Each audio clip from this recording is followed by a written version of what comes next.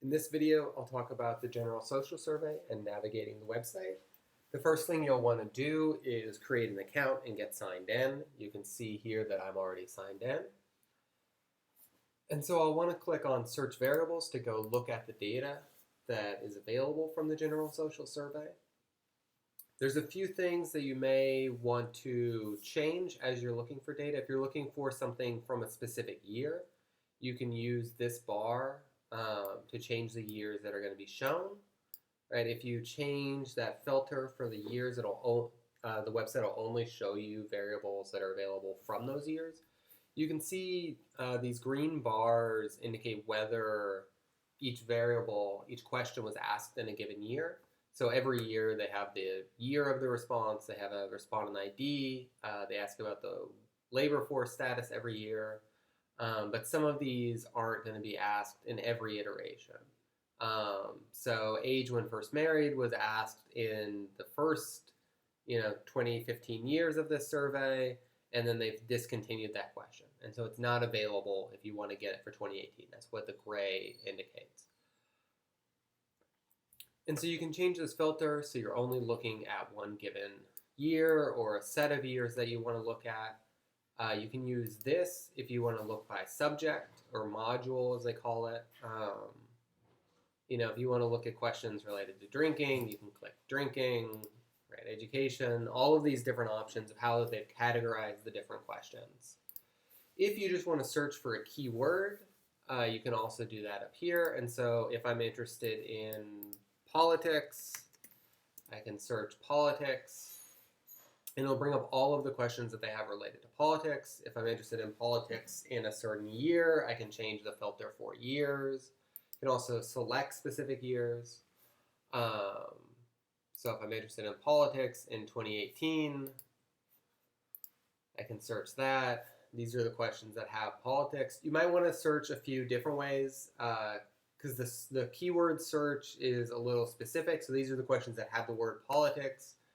There might be other sort of related concepts that you want to get. So if I wanted to find their political party, right, that wasn't included in politics because the word political. And so you'll want to play around and look at sort of all the options. Before you do that, you might just want to look at all of the questions, and so remove all of these filters. And you can see there's over 6,000 different questions that they've used. Unfortunately, it'll only load 25 at a time. So it can take a while to sort of scroll through all of these. And so it's just worth getting a feel for all of the sort of variety, all of the depth that go into the questions that they're asking. Because this is a survey that provides a lot of nuance about the respondents, even if we don't have the sort of depth or sample size to be able to estimate these different queries at levels other than just the individual. And so it can be a really useful resource, even if it is sort of somewhat limited. What variables I want to include. Year and ID are included automatically. Let's say I want to know whether the person is self-employed and their marital status. That's all I need. You can see that I have the variables are going into this sort of shopping cart up here. If I click on actions, I can go and extract the data. I want to name the extract. I will name this practice. Right, I've added these to my shopping cart. I need to tell it whether I actually want to keep them. Sort of like shopping online. You need to make sure that you haven't added anything in your shopping cart you want to remove. So I'm going to add those variables.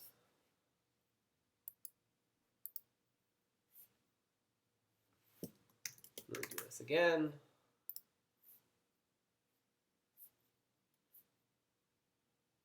So I want to drag and drop them, or I can just click add all 5. If I click down here, it takes me back to add more variables.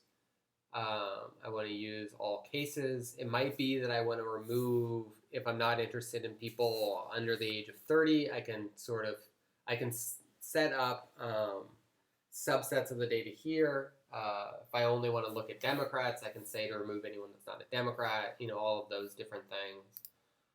And then I can choose my output option. There's a lot of different ways you can download this data.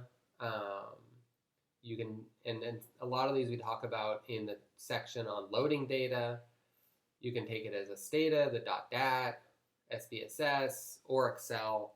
Um, and you can actually select multiple outputs here.